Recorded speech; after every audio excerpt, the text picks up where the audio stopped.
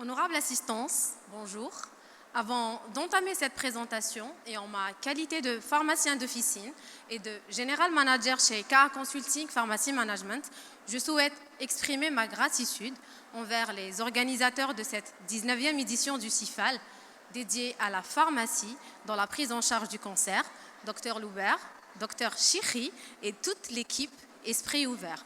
Cet événement revêt une importance capitale dans notre domaine en rassemblant des professionnels et des experts engagés autour d'un enjeu aussi crucial de la santé.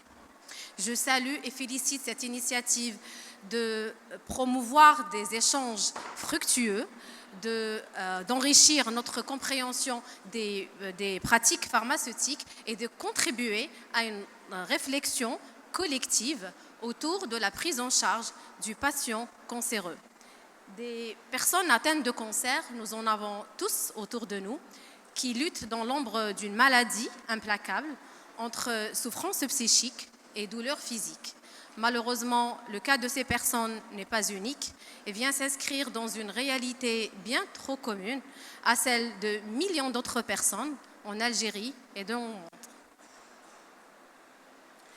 L'Agence internationale de la recherche sur le cancer et sur la base des données disponibles de 2022 dans 115 pays, estime qu'une personne sur 5 est susceptible de développer un cancer au cours de sa vie et qu'un homme sur 9 et une homme sur 12 meurt de cette maladie. Le bilan mondial du cancer s'alourdit.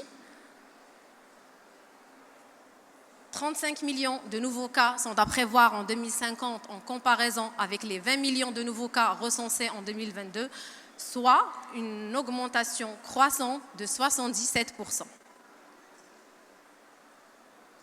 Et face à ces chiffres croissants, il y a aussi une augmentation des besoins en services et en compétences, car la prise en charge du patient cancéreux requiert une approche multidisciplinaire et intégrée et où la pharmacie d'officine joue un rôle central. La problématique est la suivante. Au regard du contexte actuel, est-ce que la pharmacie d'officine est suffisamment préparée pour accueillir et prendre en charge le patient cancéreux? En tant que titulaire d'officine et derrière nos comptoirs, sommes-nous suffisamment prêts à nous investir dans une activité oncologique en plus des missions et des activités que nous assurons déjà au quotidien?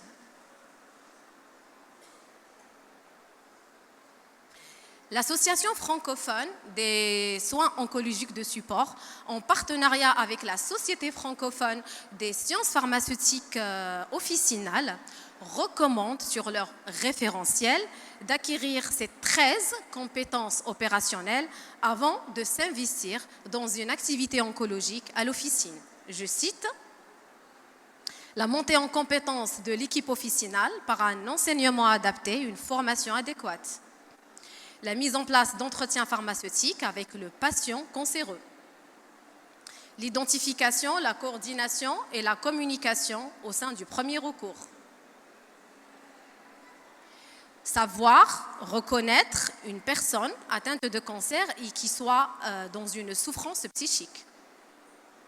Dispensation des thérapies orales, bien évidemment, mais aussi la prévention et la gestion des interactions et des effets indésirables. L'éducation thérapeutique du patient cancéreux.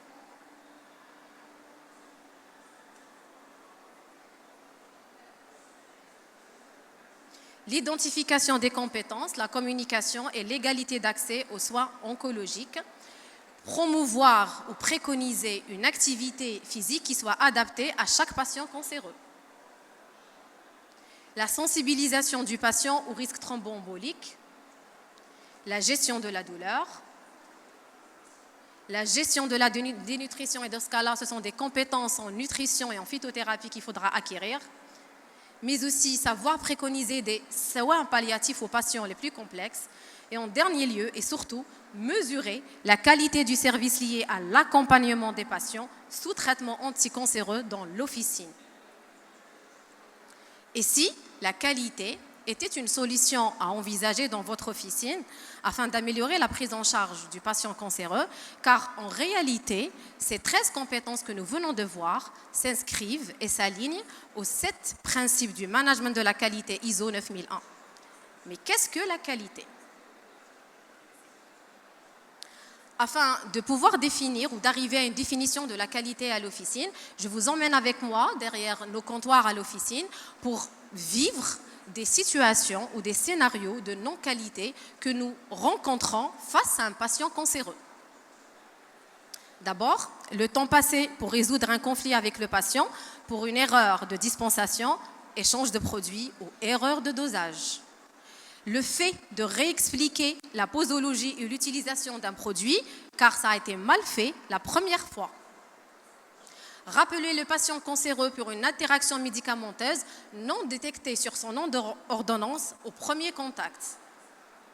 Et ce n'est pas tout.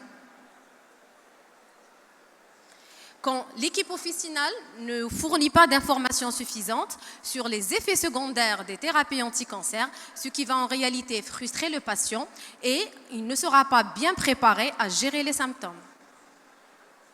Quand les délais d'attente sont excessifs, ce qui va causer un stress supplémentaire aux patients cancéreux. Quand surtout, l'équipe officinale ignore l'importance des aspects psychosociaux du patient cancéreux. Alors, la définition de la qualité, qu'il s'agit de la définition de l'Agence française de normalisation, celle des organismes ISO, ou bien la définition de la qualité de l'Organisation mondiale de la santé, les 3 définitions convergent vers un même concept. La qualité, c'est la satisfaction des besoins implicites, mais aussi explicites du patient.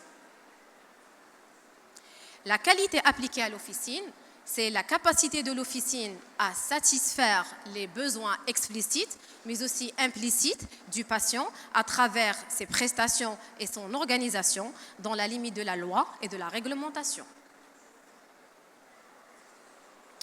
Pour bien comprendre le concept de satisfaction patient, nous allons voir ensemble les 4 types de la qualité.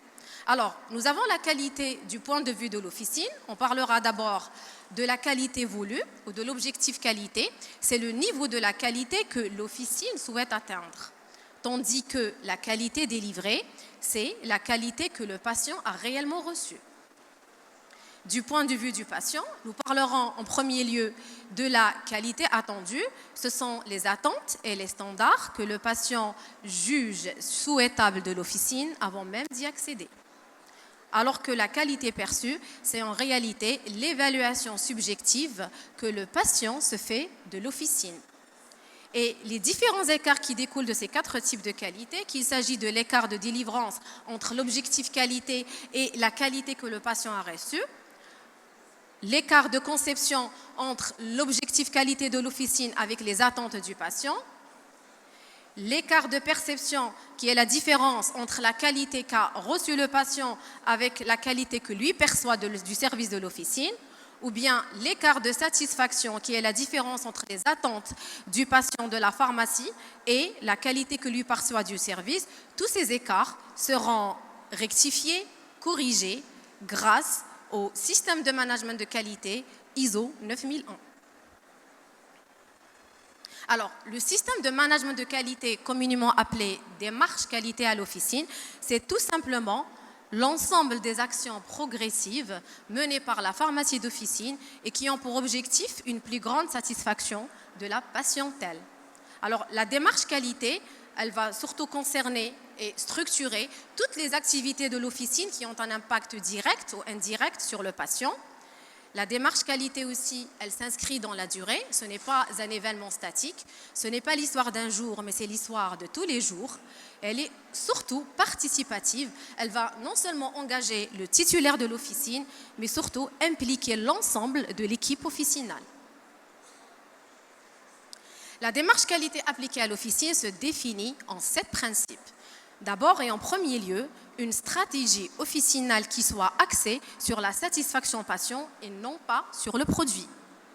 Ensuite, il y a le leadership du titulaire, l'implication de l'équipe officinale, l'approche processus l'amélioration continue, la prise de décision fondée sur des preuves et le management des relations avec les parties prenantes ou les parties intéressées.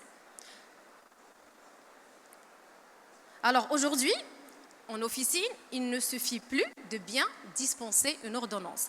Il faut à présent savoir écouter le patient pour justement mieux comprendre ses besoins actuels, ses besoins futurs, ses besoins explicites, mais aussi ses besoins implicites, c'est-à-dire non déclarés. Et c'est à la pharmacie de les découvrir à travers une attention et une écoute active. Prodiguer un service personnalisé et sur mesure est une ligne de conduite de la démarche qualité en officine. En fait, quand on va adopter une culture de l'écoute active en officine, ça va renforcer la relation de confiance avec le patient, mais ça va aussi permettre à l'équipe officinale de repérer lors des entretiens pharmaceutiques les patients cancéreux qui sont en souffrance psychique afin de les orienter avec leur accord vers les professionnels compétents. La confiance, c'est aussi un levier fondamental de l'adhésion thérapeutique du patient. En investissant dans une relation de confiance avec le patient cancéreux, le pharmacien d'officine avec toute son équipe pourrait optimiser l'efficacité de son traitement et améliorer l'état général de ce dernier.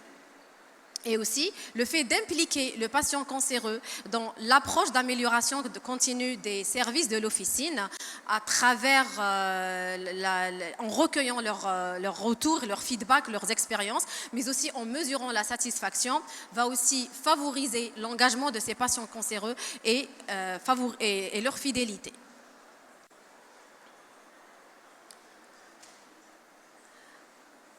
Il ne faut pas croire que s'investir dans une activité oncologique à l'officine est aussi simple que ça. C'est difficile et complexe en raison du statut hybride du pharmacien d'officine, où il est à la fois professionnel de la santé, mais aussi chef d'entreprise. On rappelle que la pharmacie d'officine est rémunérée à partir de l'activité commerciale de cette dernière et que l'acte pharmaceutique n'est pas rémunéré. Et cette double casquette du pharmacien d'officine, non seulement elle exige une expertise variée, autant qu'elle soulève des défis. Le pharmacien d'officine dans son quotidien, il est jalonné de prises de décision de pilotage, mais aussi de beaucoup de dilemmes entre exercer librement son droit à la substitution, pérenniser le business de la pharmacie en saisissant les opportunités commerciales qui s'offrent à lui, afin de faire du profit et réaliser des bénéfices. Mais cela ne doit pas se faire aux dépens de la santé du patient, aux dépens de sa sécurité, ni aux dépens de sa satisfaction, et encore moins en enfreignant la réglementation en vigueur. Et c'est là où le leadership du pharmacien d'officine va intervenir. Il va essayer de réduire cette apparente incompatibilité entre l'activité commerciale et les missions de santé du pharmacien. À vrai dire, le pharmacien d'officine ne fera pas plus de marge pour ce qu'il vend, mais fera plus de marge pour ce qu'il fait. Le leadership, c'est aussi créer une culture de qualité à l'officine et faire en sorte qu'elle soit une priorité à l'ensemble de l'équipe officinale. C'est aussi coordonner les compétences et les rôles des collaborateurs dans le domaine de la cancérologie. Alors, l'implication de l'équipe officinale.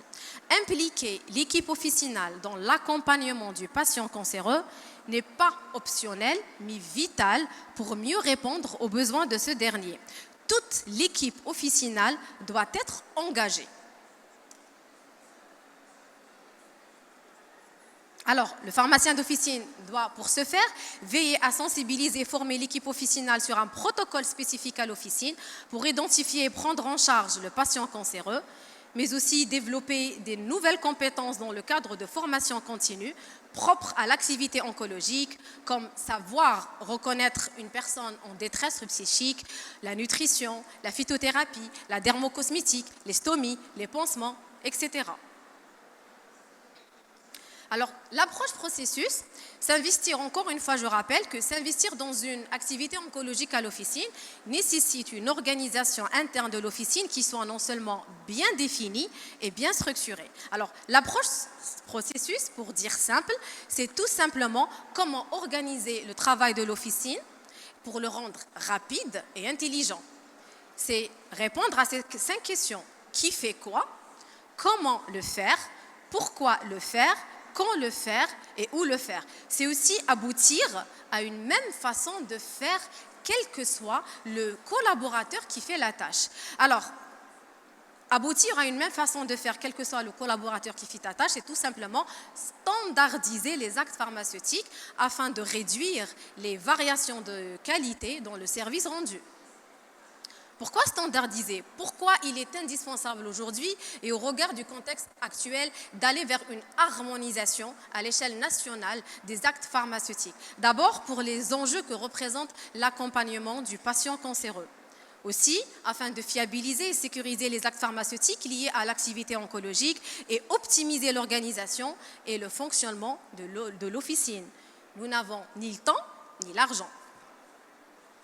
Aussi, c'est préparer la profession à aller vers une démarche commune pour le développement de l'activité oncologique à l'officine et pourquoi pas l'élaboration d'un référentiel de normes, de processus, de gestion de services et de protocoles standardisés pour la gestion des patients cancéreux à l'officine.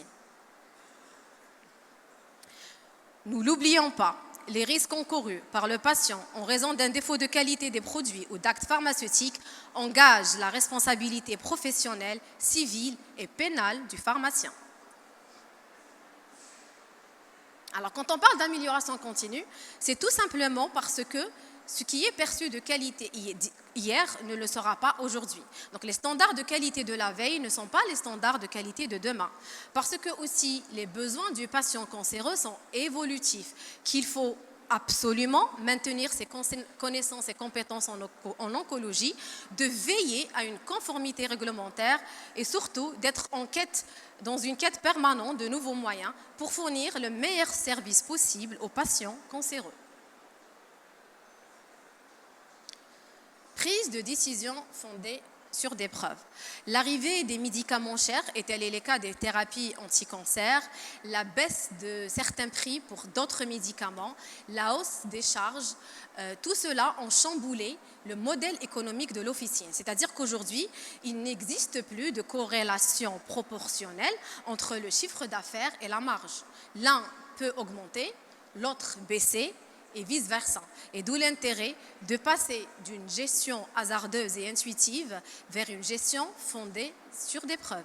Mais que veut-on dire par prise de décision fondée sur des preuves? C'est tout simplement une approche qui va s'appuyer sur des données qualitatives ou quantitatives pour la prise de décision afin d'aboutir justement à des décisions qui sont éclairées et objectives et ne pas surtout compter sur des suppositions, sur des probabilités, sur de l'intuition, sur des sentiments. Alors, pourquoi aujourd'hui il est très important de passer d'une gestion intuitive vers une gestion basée sur des faits concrets?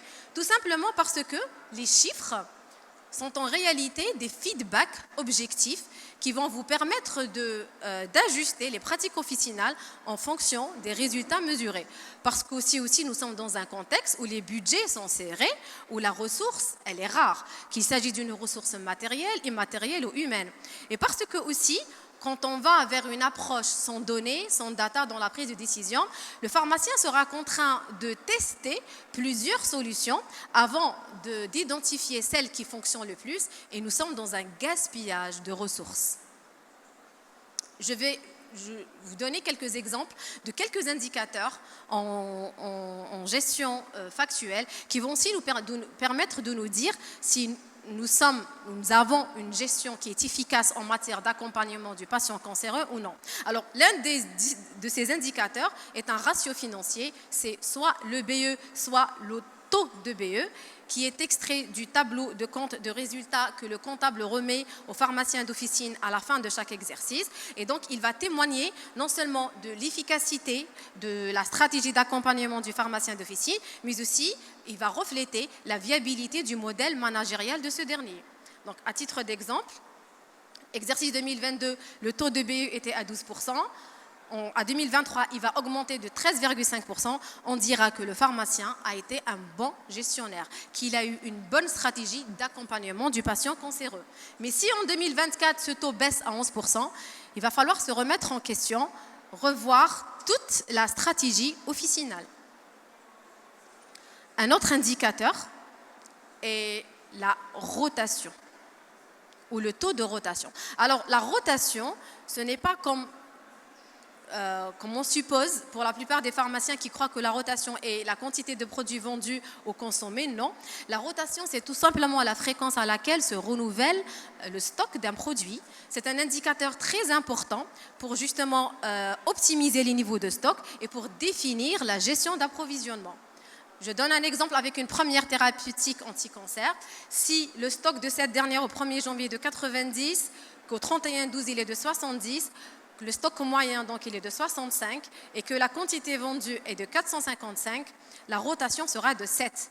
Pour la deuxième thérapie anti-cancer, si la rotation elle est de 25, il s'agit d'une situation de sous-stockage. Pour cette thérapie-là, il va falloir augmenter le niveau de stock. Pour la troisième thérapie anti-cancer, si le taux de rotation est de 0,9, nous sommes dans une situation de surstockage et dans ce cas-là, il faudra baisser le niveau de stock. Alors, le management des relations avec les parties intéressées.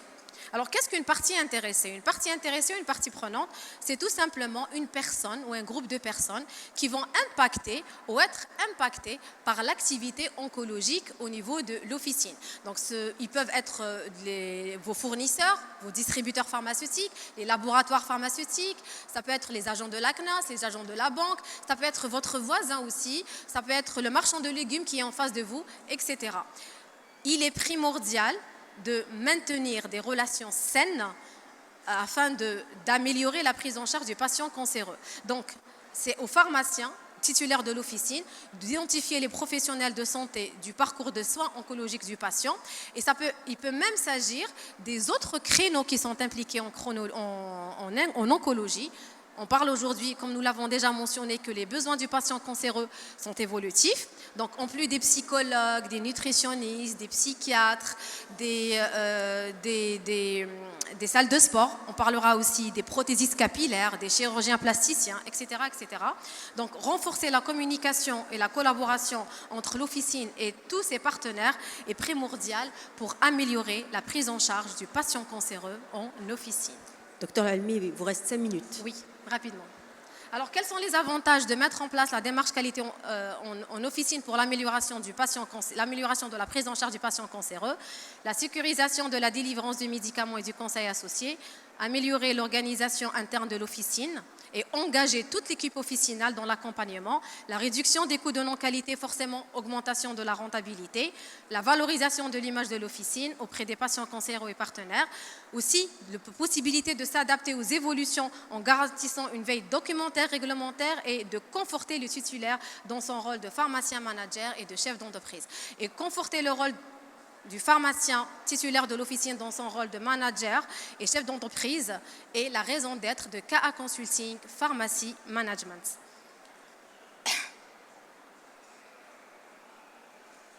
Alors, je vais faire vite. Nous sommes une entreprise algérienne de conseil et de consulting spécialisée dans le développement et dans l'accompagnement du pharmacien d'officine, quel que soit son statut d'évolution. Alors, parmi nos services, nous avons le conseil stratégique adapté aux besoins de l'officine, qu'il s'agit d'une officine en extension, en installation, introduction de nouveaux services, la gestion financière, la gestion des coûts, l'optimisation des dépenses et l'amélioration de la rentabilité, l'optimisation opérationnelle afin d'améliorer les activités officinales, comment envisager de nouveaux modèles organisationnels et l'humain sera toujours au cœur de toutes nos stratégies.